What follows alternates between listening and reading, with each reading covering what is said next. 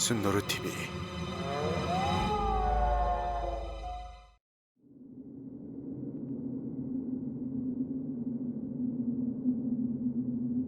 이 이야긴 자, 여기서 잠깐. 지금부터 복행마을 해석을 시작할 건데요. 중요한 부분만 잘라서 해석을 넣으면 흐름이 끊기고 또 이해도 잘 안 될 것 같으니까 같이 영상을 보면서 리뷰하는 식으로 진행을 해보겠습니다. 그럼 보시죠. 유난히도 더웠던 2018년 여름, 내가 한 마을에 정착하게 되면서 생긴 일들을 기록한 것이다.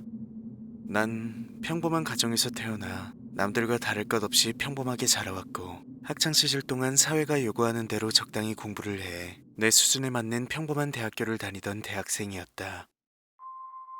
딱히 꿈도 목표도 없던 난, 어디에 어떻게 쓰이는 건지도 모를 광대한 정보들을 매일 무의미하게 머리에 쑤셔박으며 그저 하루하루를 살아갈 뿐이었다. 여기서 주인공은 자신이 자꾸 평범하다고 강조합니다. 하지만 자신의 삶이 무의미하게 반복되고 있다고 생각하고 있죠. 뭔가 자신만의 비밀이 있는 것 같죠. 그런데 어느 날 내 인생에 커다란 변화가 찾아왔다. 수업 중에 우리 학과의 조교가 다급히 달려와 나를 불러내곤 숨까지 헐떡이며 말을 전했다. 큰일 났어요, 준혁 씨. 당장 성모병원으로 가보세요. 부모님이... 그 말을 들은 난 깊은 고민에 빠졌다. 이럴 땐 어떻게 반응해야 하는 거지? 최소한 당황한 모습 정도는 보여야 하는 건가? 난 무표정한 얼굴로 짧게 알겠습니다란 말을 남기고 수업에 방해가 되지 않도록 조심히 짐을 싸서 나왔다.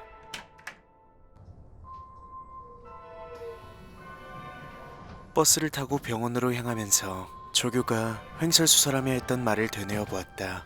부모님이 차를 타고 터널을 지나가는 과정에서 앞서가던 덤프트럭과 부딪혀 사고가 나셨다고 한다. 상황이 너무 안 좋다고? 문득 창문으로 타고 들어오는 노을빛이 오늘은 따뜻하고 애틋하게 느껴졌다. 뭐였을까? 그 감정은. 부모님의 사고가 인생의 커다란 변화라고 생각한 주인공, 그리고 병원으로 향하는 길이 따뜻하고 애틋하게 느껴졌더라. 오히려 이런 일이 일어나길 기다렸던 게 아닐까요? 병원에 도착해 안내를 받고 도착한 곳은 응급실이 아닌 병원 지하의 영안실이었다. 두 분은 이미 돌아가신 상태였고, 사인은 신체 전반에 걸친 다발성 골절, 그로 인한 내부 출혈로 인해 현장에서 즉사했다고 한다. 선생님께서는 내게 시신 상태가 매우 좋지 않으니 보지 않는 것이 좋을 것이라고 말씀하셨다. 난 의사 선생님의 권유에 따라 부모님이 했던 것을 뒤로 한 채 원무과로 이동했고, 원무과 직원은 내가 준비해야 할 것들을 사무적인 태도로 설명해 주었다. 그리고 이것저것 읽기도 힘들 만큼 많은 양의 서류들도 챙겨주었지만 내 눈과 귀엔 아무것도 들어오지 않았고, 병원에서 나왔을 땐 가슴이 뻥 뚫린 것처럼 공허함과 동시에 오래도록 박혀있던 가시가 빠진 것처럼 이상하게 시원한 기분이 들었다. 그렇게 영수증과 사망진단서, 장례 절차 안내문 등 이제는 종이에 흔적으로 남아있는 부모님을 들고 집으로 향했다. 집의 풍경은 오늘 집을 나설 때와 별로 달라진 것은 없었다. 오래도록 내다버리지 않은 음식물 쓰레기에서 나는 시큼한 냄새와 정돈되지 않은 살림살이들, 그리고 숨막힐 듯 무거운 공기까지 완벽했다. 엄마랑 아빠는 무슨 이유로 그 시간에 집에선 거리가 있는 터널 쪽으로 향했던 걸까? 뭐, 알 것만 같은 그분들의 선택에 낯선 느낌이 들진 않았다. 부모님의 죽음에 묘한 해방감을 느끼는 주인공, 그리고 비어있는 집은 엉망진창입니다. 그걸 보고 완벽한 집의 모습이라고 표현하는 걸 보면 부모님이 계셨을 때도 늘 이런 모습이었다는 거겠죠. 그리고 그분들의 선택이라고 했어요. 이 말은 즉 부모님이 주인공과 함께 있을 때 나누던 대화의 내용이 많이 암울했다는 것을 알 수 있습니다. 잠이 오질 않는다. 분명히 뭔가를 해야 할 것 같은데 뭐부터 해야 하는지 전혀 떠오르지 않았다. 결국 난 잠을 자는 것을 포기하고 방에 있는 오래된 노트북을 켰다. 그리고 한참 뒤에나 뜬 화면을 한참 동안 보고 있었다. 내 숨소리와 노트북이 웅웅거리는 소리를 가만히 듣고 있다 보니 어느샌가 마음이 편해졌다. 애써 태어난 척을 했지만 잠을 자려고 눕자 주인공에게 공허함과 허무함, 그리고 앞으로 혼자라는 두려움이 몰려옵니다. 그런데 오른쪽 아래의 눈깔은 누구세요? 그래, 더 이상 발버둥 치지 말자.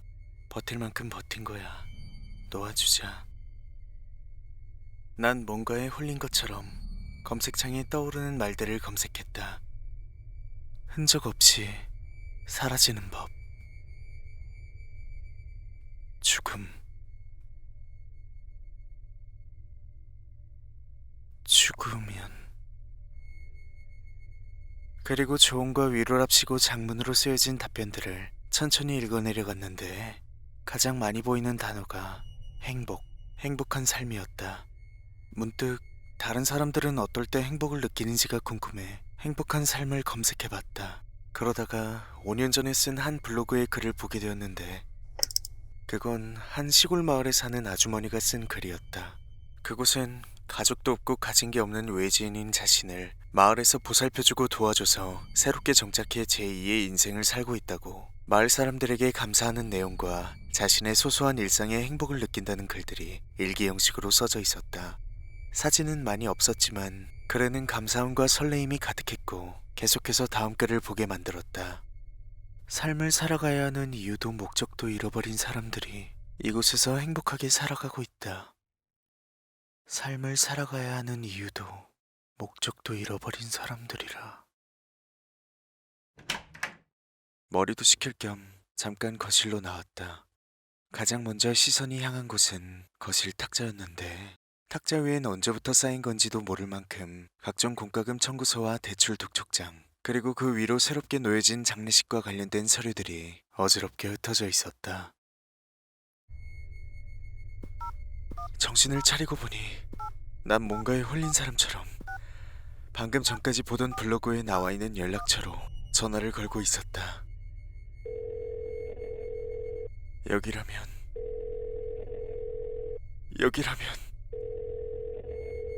이 지옥 같은 곳에서.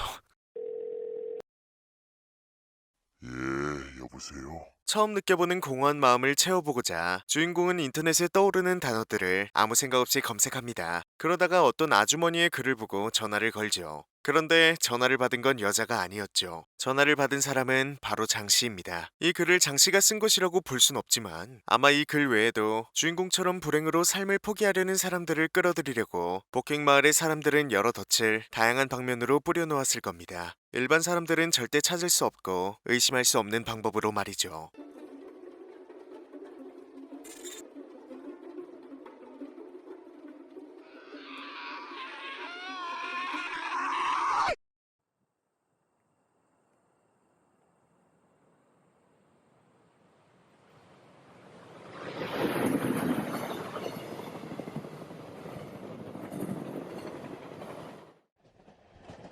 (20년이) 넘게 나를 짓누르고 있던 허물 속에서 벗어나는 건 생각보다 너무나 쉬웠다.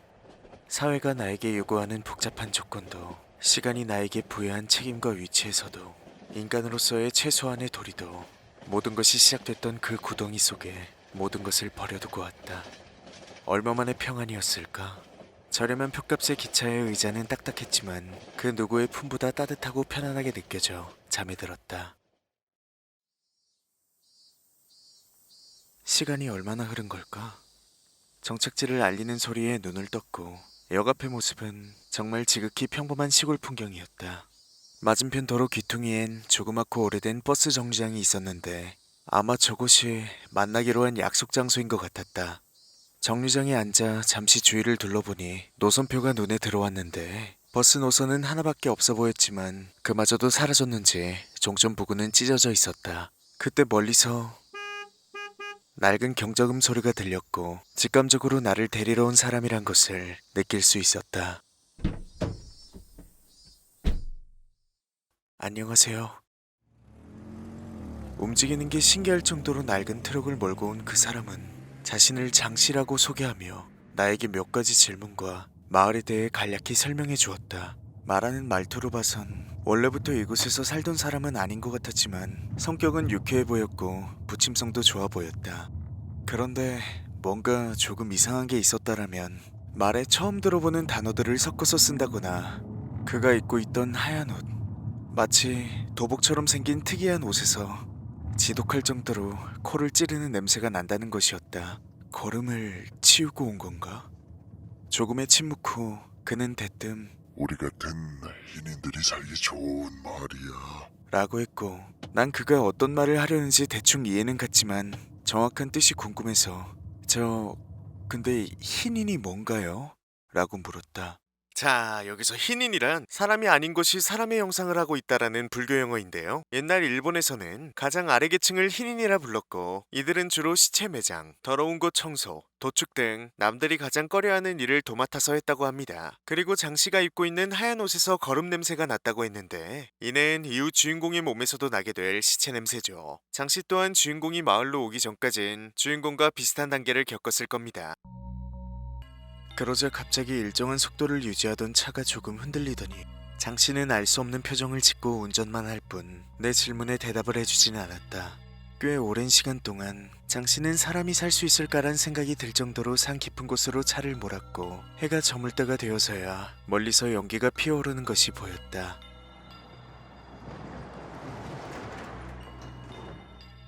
장씨는 차를 멈추고 잠깐 뜸을 들이더니 내게 앞으로 우리 마을의 새로운 구성원으로 살아가려면 반드시 숙지해야 할 것들이 몇 가지 있다며 항상 기억하라고 사뭇 진지한 표정으로 말했다. 그가 나에게 말한 것은 뭐랄까 일종의 규칙이라고 해야 되나? 생활 수칙 같은 것이었는데 일단은 잘 기억하겠다고 말했다. 이상했다.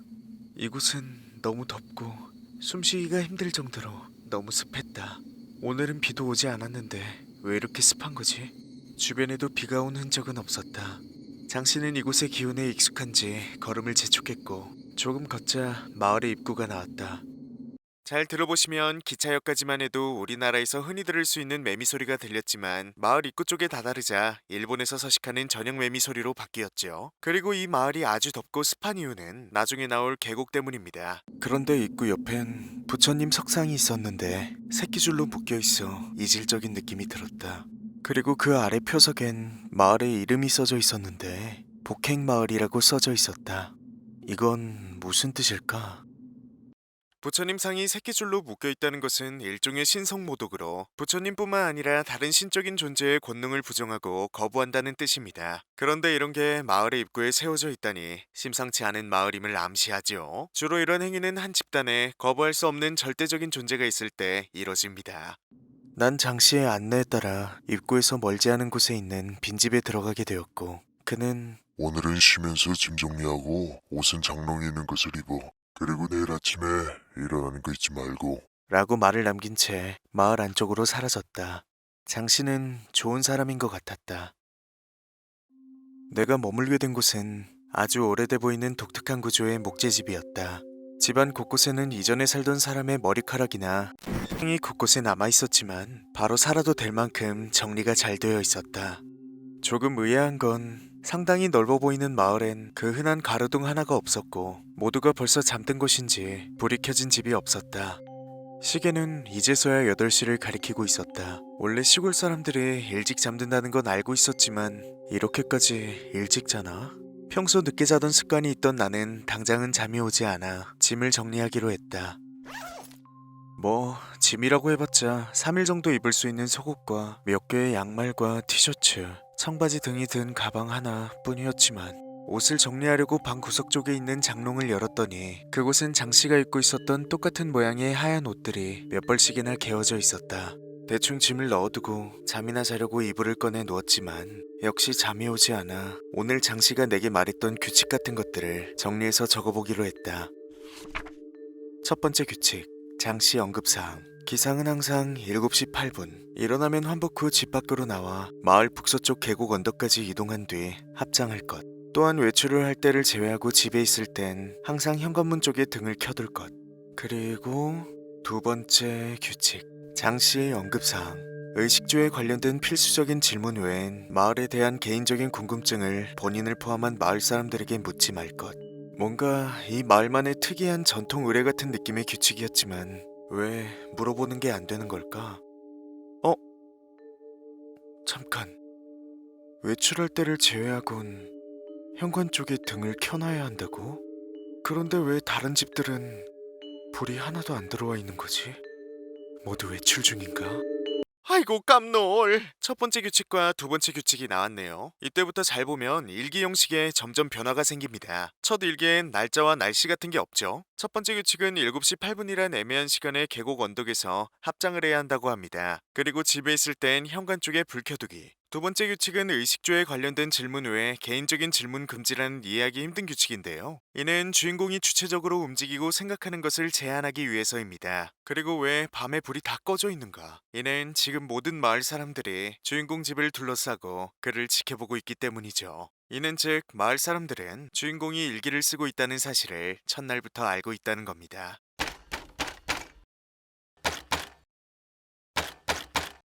문을 두드리는 소리에 정신이 바짝 들었다. 아, 내가 언제 잠든 거지? 띵한 머리를 붙잡고 일어나 문을 열었다. 장 씨가 서 있었다. 장 씨였는데 전날 보였던 온화한 모습 대신 금방이라도 터질 것처럼 붉은 얼굴을 하고 있었다. 그리고 그 뒤에서 분명히 시간을 알려줬을 텐데. 장 씨보다 나이가 확실히 많아 보이는 또 한 명의 남성이 긴 막대기를 들고 뒷짐을 진 채 서 있었다. 나는 이게 대체 무슨 상황인지 알 수가... 잠깐만요. 장 씨는 갑자기 내 멱살을 잡고 장롱 쪽으로 끌고 갔다. 그리고 내가 입고 있던 옷을 벗기더니 장롱에서 하얀 옷을 꺼내 갈아입혔다. 이후 나를 거칠게 일으켜 다시 그 남자 앞으로 데려갔고 나는 얼이 빠진 채로 바닥만 보고 있었다. 그러자 남자는 등을 돌려 어디론가 향했고 장 씨는 등을 떠밀며 따라오라는 신호를 줬다. 나와 장 씨는 그 뒤를 따랐고 그 남자는 가는 길 내내 알 수 없는 말들을 계속 중얼중얼거렸다. 눈치를 보며 걷던 중 옆을 보니 장 씨의 얼굴이 눈에 들어왔다. 그의 얼굴이 빨갛게 보였던 건 상처 때문이었다. 마치 회초리 같은 것으로 맞아 생긴 듯한 날카로운 상처가 오른쪽 볼부터 목까지 길게 이어져 있었고 그곳엔 금방이라도 흐를 것 같은 피가 고여 있었다. 혹시 나 때문인가? 어이, 앞서가던 남자가 갑자기 걸음을 멈추고 내게 말을 걸었다. 그리곤 뭔가를 퉁명스럽게 말해주었는데 그건 내가 기억해야 될 세 번째 규칙이었다. 이곳은 워낙 오래된 마을이라 예쁜들과 아래 것들이 많이 남아있으니 마을에 세워져 있거나 묻혀져 있는 것들을 절대로 만지거나 파내지 말 것. 또한 마음대로 마을 이곳저곳을 들쑤시며 돌아다니지 말 것.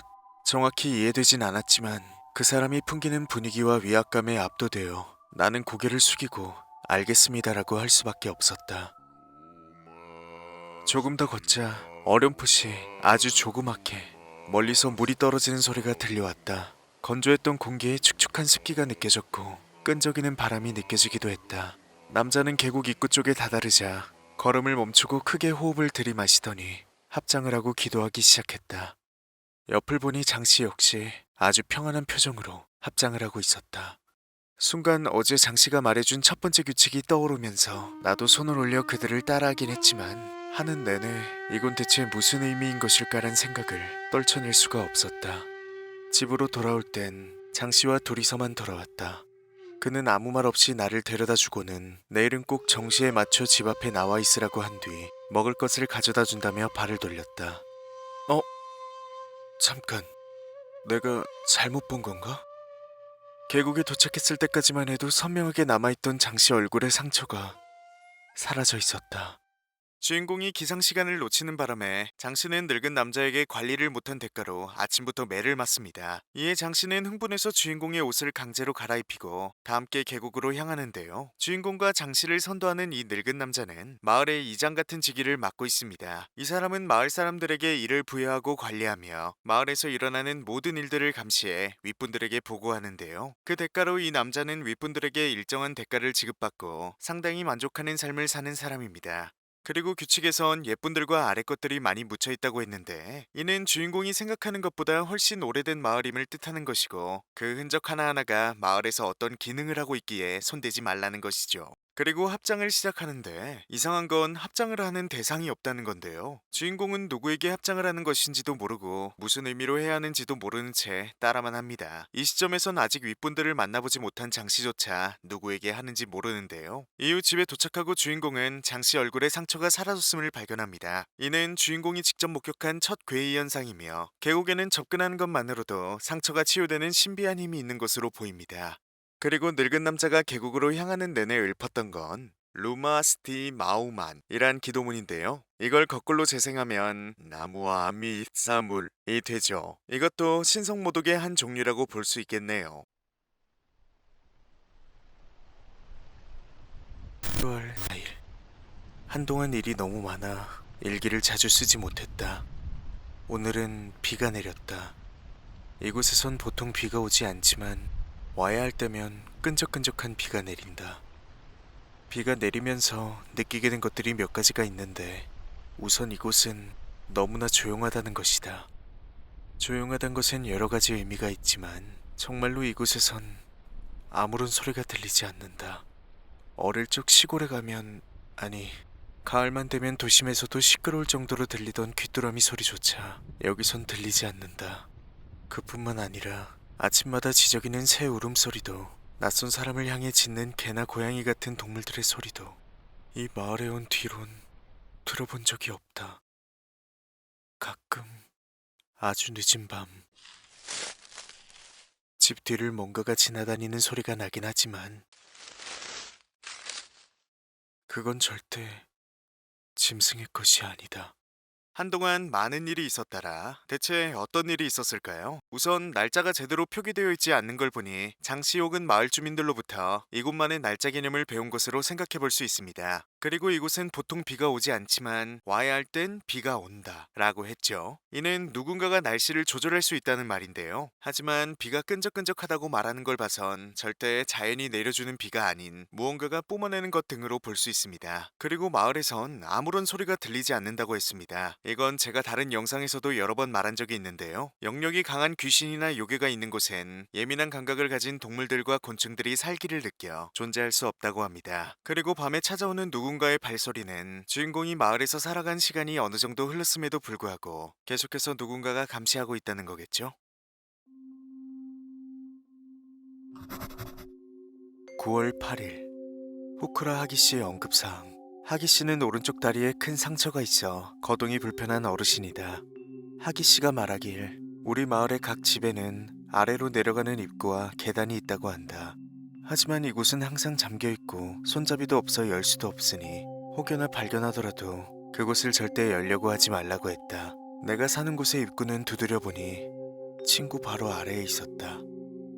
후쿠라하기는 일본어로 종아리란 뜻입니다. 이 이름들의 비밀은 나중에 나오겠지만 이 마을의 사람들의 이름은 모두 일본어로 신체 부위를 뜻하고 있죠. 그리고 일기에는 만나는 주민들의 특징을 적어놓고 있는데요. 공통적인 부분은 모두 그 부위에 상처가 있다는 점입니다. 하기 씨는 각 집마다 아래로 내려가는 계단이 있다고 말했습니다. 하지만 이곳은 항상 잠겨있고 손잡이도 없어 열 수 없으니 발견하더라도 절대 열지 말라고 하죠. 하지만 주인공은 바닥을 두드려보고 위치를 확인해보는데요. 여기서 주인공의 성격엔 호기심이 많다는 것을 느낄 수 있죠. 9월 16일 다섯 번째 규칙. 로코츠 씨 언급사항. 코츠 씨는 길게 숨을 쉬지 못하지만 누구보다 부지런하게 일을 하시는 분이다.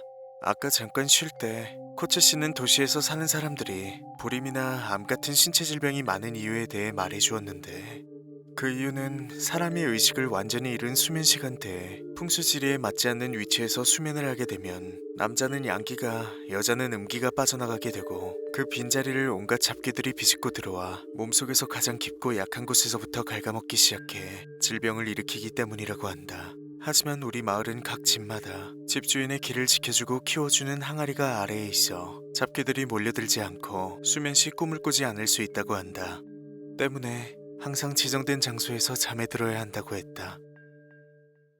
로코츠는 일본어로 갈비뼈란 뜻입니다. 갈비뼈에 손상이 있기 때문에 숨을 쉬기 힘들어하는 건데요. 로코츠 씨는 하기 씨가 말한 지하에 항아리가 있다고 말했습니다. 그런데 왜 항아리의 존재를 물어보지도 않았는데 먼저 말해준 걸까요? 그건 바로 주인공이 호기심을 이기지 못하고 코츠 씨에게 대답을 유도한 것으로 볼 수 있습니다. 그런데 중요한 것은 똑같은 주민인 코츠 씨는 그 지하에 항아리가 있다는 것을 어떻게 아는 걸까요? 숨 쉬는 것도 힘든 코츠 씨가 잠겨있는 문을 열어봤을 리는 없고 이는 아마 주민들끼리 수군덕거리며 만들어진 소문일 가능성이 높죠. 만약 문을 열고 그 아래를 확인했다간 아마 멀쩡하지 못했을 겁니다. 10월 32일. 이 마을에 정착하고 얼마의 시간이 지났을까? 몇 달인가? 정확히 어느 정도인진 모르겠지만 꽤 오랜 시간이 지났다. 처음엔 어색했던 먹거리도 규율에 맞게 움직이는 생활도 이젠 몸에 익숙해졌지만 평생 노동이란 걸 해본 적 없는 나에게 육체적인 힘이 필요한 일거리들은 아직도 너무나 버겁다. 그래서 지금은 나와 같은 처지인 문혜 씨와 함께 아침엔 일손이 필요한 곳에 가서 자비를 하고 저녁엔 가끔씩 계곡에 떠내려오는 시신들을 수습하는 일을 한다. 시신의 종류는 대개 두 분류다. 늙어 자연사한 노인의 시신 또는 공동체에 위해를 가하거나 분란을 일으킨 사람에게 무라치부가 내려져 사지가 시신들이다. 처음엔 구역질이 나올 만큼 역겨웠지만 지금은 아무런 생각도 들지 않는다. 그리고 가끔 계곡에선 믿기 힘든 것들이 떠내려올 때가 있다. 또한 문혜 씨가 말하길 우리 마을에선 죽음으로 비워진 자리는 즉시 72명이 되도록 채워진다고 한다. 이 일기는 날짜부터가 이상합니다. 10월 32일은 실제로 존재하지 않는 날인데요. 앞서 말했듯 이 마을은 밖의 세상과 다른 시간의 개념이 존재합니다. 정확히 한 달이 며칠까지 존재하는지 또 다른 몇 달까지 존재하는지 알 수가 없죠. 문혜는 일본어로 가슴이란 뜻인데요. 주인공은 문혜 씨와 같은 처지의 사람이라고 했습니다. 평생 노동이란 것을 해본 적이 없어 모든 일에 서툴고 쉽게 지쳐 마을에 큰 도움이 되지 못했죠. 때문에 일손이 필요한 곳을 찾아다니며 일을 하고 밤에는 계곡에서 떠내려오는 시신을 처리하는데요. 그 덕분에 주인공은 다른 마을 주민들보다 훨씬 많은 곳을 가보게 되었고 많은 것을 보게 되었을 겁니다. 그리고 시신은 두 가지의 종류가 떠내려온다고 했는데 하나는 처벌로 인해 심하게 훼손된 시신 그리고 말라비틀어진 노인의 시신이라고 했습니다. 하지만 사실 이들은 모두 윗분들이라 칭하는 존재들에게 희생당한 것인데요. 자세한 건 뒤쪽에서 더 알아보도록 하죠. 그리고 문혜 씨가 말하길 이 마을에서 죽음으로 비어진 빈자리는 반드시 72명이 되도록 채워진다고 했는데요. 한 시청자분이 언급해 주셨듯이 이 마을은 누가 봐도 72명이 되질 않습니다. 즉 이곳엔 주인공이 살아가는 마을 이외에도 또 다른 마을이 있다는 것이죠.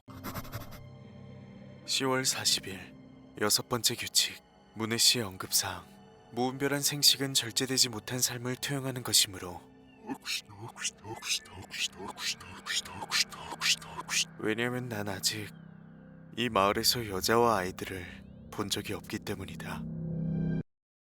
사실 이 부분은 생식과 관련해 마을 서쪽의 여성들로만 이루어진 마을에 대해 언급하는 부분이었는데요. 근데 이야기가 너무 길어질 것 같아 찢어져 훼손된 것으로 만들어 봤습니다. 그리고 중간에 나오는 알 수 없는 말도 역재생을 통해 만들어진 건데요. 이걸 원래대로 재생하면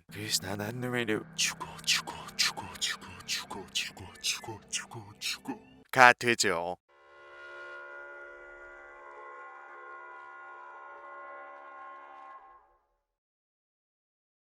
上杉大名様が神の呼吸名様を出産しました。そんなクミンは一番先に太陽が昇る場所で頭を下げて息してください。 앞에 짧게 나오는 이미지들은 윗분들의 모습과 그들이 머물고 있는 곳을 살짝씩 비춘 건데요. 이건 그들이 한 곳에 모여 있는 것이 아니라 마을 이곳저곳에 퍼져서 살고 있다는 것을 뜻합니다. 그리고 다음 장면이 중요한데 요괴에 일가견이 있으신 분들은 바로 알아채셨을 텐데요. 목이 늘어나는 여성 요괴 로크로쿠비죠. 이 말은 즉 이 마을을 통제하고 있는 건 일본에서 건너온 요괴라는 건데요. 그리고 이어지는 일본어 음성의 내용은 이렇습니다. 우에스기 다이묘께서 천생아 9명을 출산하셨습니다. 촌락민들은 해가 가장 먼저 뜨는 곳을 향해 머리 숙여 경유하십시오. 우리가 여기서 알 수 있는 건 우선 우에스기라는 이름인데요. 우에스기는 일본에서 유명한 씨족 중 하나로 19세기 말 에도 시대가 끝날 때까지 다이묘로서 권력을 유지했던 가문입니다. 즉 시대 상황을 계산했을 때 출산을 한 인물은 최소 120년 이상 생존해 있다는 것이죠. 이 부분에 대해선 나중에 더 알아보죠.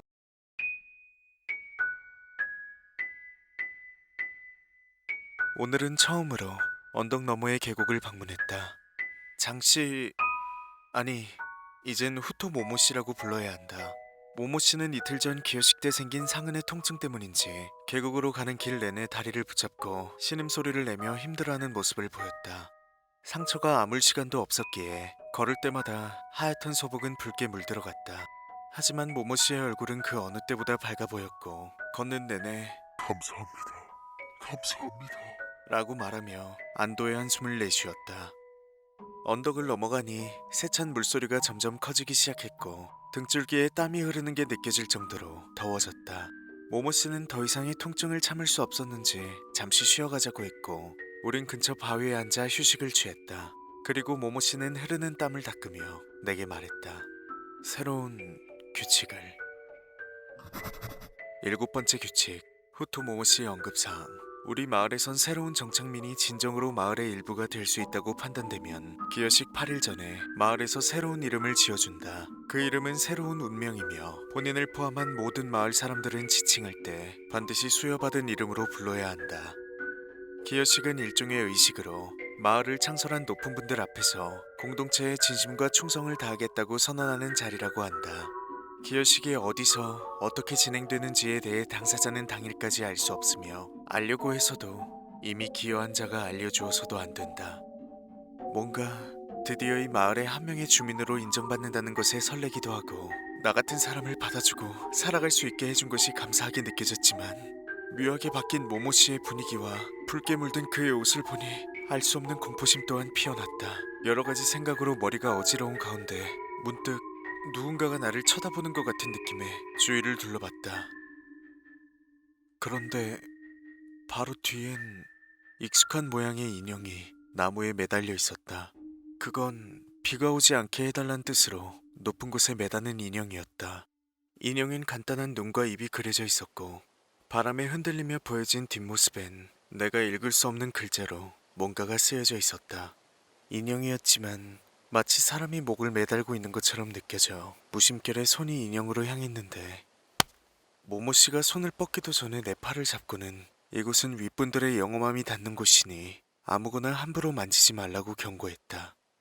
잠깐의 휴식을 끝내고 우린 다시 걷기 시작했는데 옆으로 지나는 울창한 숲의 나무들엔 인형들이 많이 매달려 있었다. 아니, 뭐랄까. 많다라는 표현으론 설명할 수 없을 만큼 엄청난 수의 인형들이 마치 절규하듯 매달려 있었다.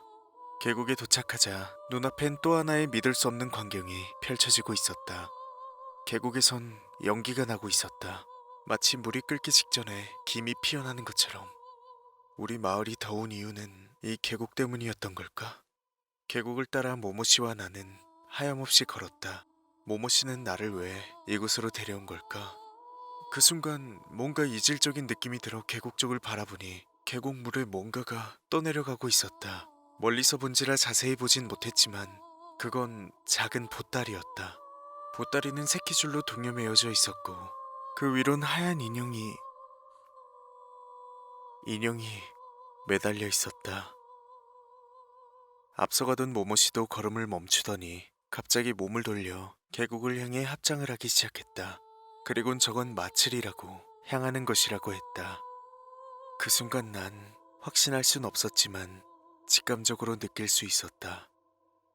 저 꿈틀거리는 보따리에 쌓여있는 것과 나무에 걸려있는 인형의 의미. 피가 흐른다. 피가 흐른다.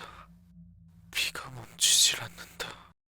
12월 48일이라 이제는 뭐가 어떻게 흘러가는지 전혀 알 수가 없습니다. 한 달이 저렇게나 길다면 여름에 이곳에 온 주인공 시점에서는 상당히 많은 시간이 흐른 것을 짐작 정도만 해볼 수 있겠네요. 한국 이름을 가진 사람은 주인공과 장씨뿐이었습니다. 그런데 이제 장씨마저 후토모모, 허벅지라는 이름을 가지게 되고 말죠. 이는 일제시대 때 일본인이 우리나라에게 강요했던 창씨 계명을 이곳에선 새로 태어나는 개념으로 부여하고 있는데요. 윗분들의 지시에 복종하고 또 거기에서 보람과 감사함을 느끼는 주민들에게 선택권 따윈 있을 수가 없습니다. 모모 씨는 기여식이 있은 지 얼마 안 돼요. 주인공을 계곡으로 데려가는데요. 주인공은 계곡으로 가면 갈수록 습함과 더위를 느낍니다. 이상하죠. 계곡이면 시원함을 느껴야 할 텐데. 그러다가 모모 씨는 통증을 이기지 못하고 주인공에게 잠깐 쉬어가자고 말한 뒤 새로운 규칙을 말해주는데요. 이 마을에선 새로운 정착민이 진정으로 마을의 일부가 될 수 있다고 판단되면 기여식 8일 전에 마을에서 새로운 이름을 지어준다. 라고 말이죠. 여기서 중요하게 볼 점은 마을의 일부가 될 수 있다고 판단되면 이란 부분인데요. 앞서 말해 주인공은 남들보다 몸이 약해 노동에는 하등 도움이 되진 않았고 사교성도 부족해 마을 사람들과 친하게 지내진 못했을 겁니다. 그런 주인공이 마을에 도움이 될 만한 것이 뭐가 있었을까요? 그리고 새로운 이름을 부여받으면 모든 사람들이 그 이름으로 불러야 한다.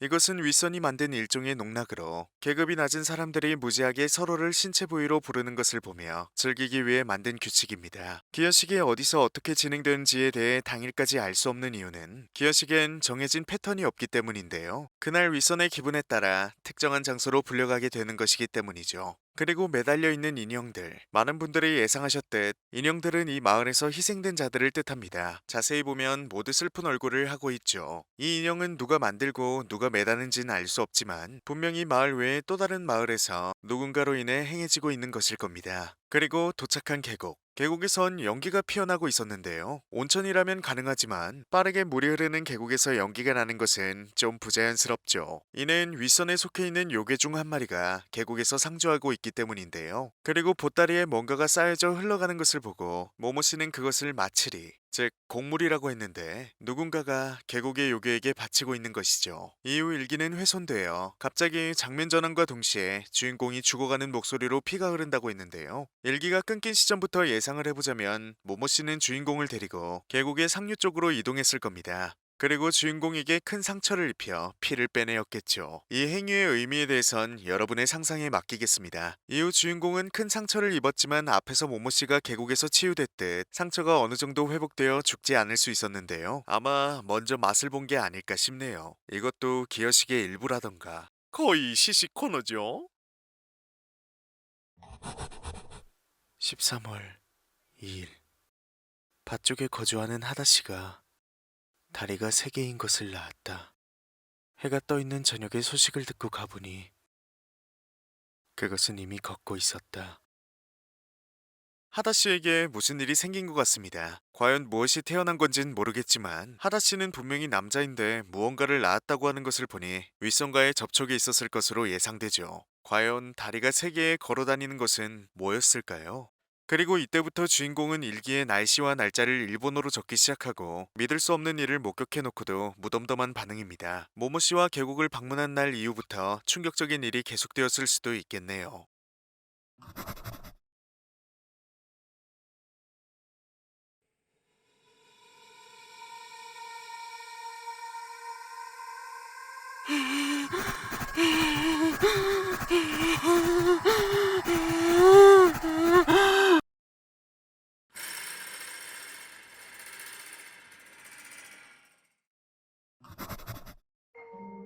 내 새로운 이름은 아마이 신조다. 이제 모든 사람들이 나를 신조씨라 부르고 하루 종일 축하를 받았다. 아침에 일어나니 기어식 때 입어야 할 깨끗한 옷이 마루에 개어져 있었고 긴장을 풀어주는 약이 담긴 작은 병이 있었다. 아, 그리고 모모씨가 귀띔에 좋았는데 윗분들이 나와 만나는 것을 기대하고 있다고 한다. 그 이유가 왜인진 모르겠지만 너무 궁금하면서 두렵기도 하고 떨리면서 설렌다. 13월 24일과 14월 1일. 일기의 감정 격차가 너무 크죠? 우선 13월 24일. 주인공은 억누르던 감정을 터뜨리고 모든 규칙들을 무시한 채 혼자서 계곡 너머까지 다녀와 버리는데요. 거기서 주인공은 충격적인 것을 보고 맙니다. 자신이 사는 마을 이외에 또 다른 마을을 보게 된 것이죠. 그 누구도 설명해주지 않았던 것을 직접 목격하고 주인공은 급하게 돌아와 일기를 쓰는데요. 그리고 거기서 멈추지 않고 마을 이곳저곳을 몰래 다니며 비밀을 알아내려고 했을지도 모릅니다. 혹은 마을을 벗어나려고 했을지도 모르죠. 하지만 마을 사람들은 주인공이 일기를 쓰는 것을 모두 알고 있었고 이를 보고해 주인공에게 처벌이 내려졌을 겁니다. 그 처벌이 얼마나 잔혹했는진 모르겠지만 14월 1일 일기는 이전에 아무 일 없었다는 것처럼 차분하고 체념이라도 한 듯 일상적인 이야기로 쓰여져 있는데요. 마치 검사를 받기 위해 쓴 일기처럼 느껴지기도 하죠. 그리고 그에게 부여된 이름은 아마이 신조, 달콤한 심장이란 뜻입니다. 이전에 마을 주민들이 이름에 따라 그곳에 상처가 있던 것을 생각하면 주인공은 기어식 때 심장이 먹혀 사망하게 될 운명이란 걸 알 수 있습니다. 드디어 내일이다. 내일이면 나도 정식으로 이 마을의 구성원이 된다. 마을 사람들은 나와 만날 때마다 다독여주며 각자가 기어식에서 경험한 것들을 조언해 주었다. 8번째 규칙. 마을 사람들 언급사항. 어떠한 이유에서든 기어식 때 동요매고 있는 안대를 절대 벗지 말 것. 태어나서 처음 듣는 소리가 앞에서 들려도 절대 의심하지 말 것. 두려워하지 말 것. 기여식이 끝나면 나도 저들처럼 몸 어딘가에 남을 자랑스러운 흔적을 품고 이 마을에서 평생토록 살아갈 것이다. 그리고 나와 같은 처지의 사람이 내일 마을에 들어오면 모모 씨가 내게 해준 것처럼 최선을 다해 도와줘야지. 자, 이제 약을 먹고 잠에 들 시간이다.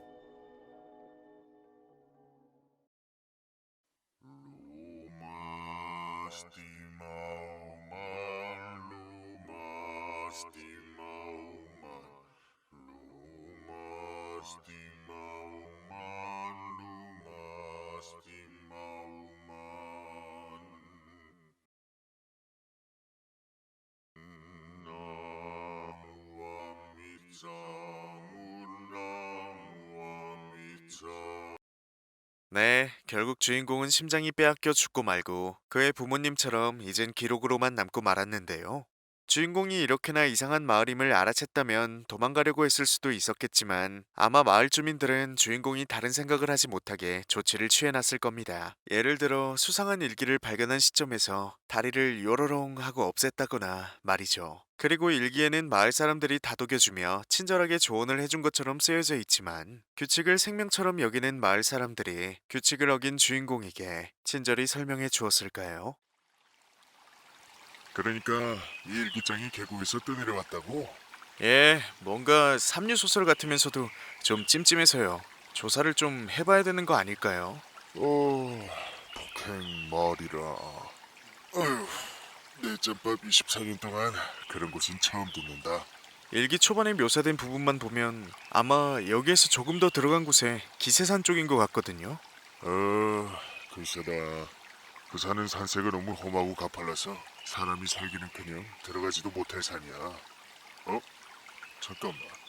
거기가 거긴가? 에? 뭔데요? 내가 어렸을 때 할머니한테 들은 얘긴데 그때가 일제 강점기 때였는데 그쪽 산으로 일본인들이 많이 몰려온 적이 있었대. 에? 이렇게 아랫지방에 일본인들이요? 그때가 1900년도 초반이니까 엄청 오래됐지. 할머니는 그 산을 등진 아랫마을에 살고 계셨는데 어느 날 갑자기 하얀 옷을 입은 사람들이 떼거지로 몰려오더니 화려한 옷을 입은 여자 한 명을 가마에 태우고는 기세산으로 들어갔었대. 그리고 그런 일이 있은 후로 할머니 마을에 사람들이 심심하면 한 명씩 사라지고 처음 보는 꽃이 점점 마을 곳곳에 피고 그랬다나 뭐라나. 예? 그럼 일본인들이 마을 사람들을 납치라도 한 겁니까? 그때 당신 그렇게 생각했다나 봐. 그 이후엔 할머니도 마을 사람들도 공포에 질려서 결국 마을을 떠났다더군. 와, 엄청난 일이 있었군요. 그 당시 분들은 다 돌아가시고 이젠 없으니 알 길이 없지. 마을 이름이 뭐라고? 복행마을이요. 행복이면 행복이지 복행은 또 뭐야? 아유, 모르겠고 그거 그냥 분진물 창고에 넣어둬. 필요하면 찾으러 오겠지. 밥이나 먹으러 가자. 또 먹어요? 네. 예, 알겠습니다. 아, 복행이라? 이게 대체 무슨 뜻이지? 복행... 이건 아니고 이것도 아니고 이것도 아닌데. 복행... 복종하여 실행함?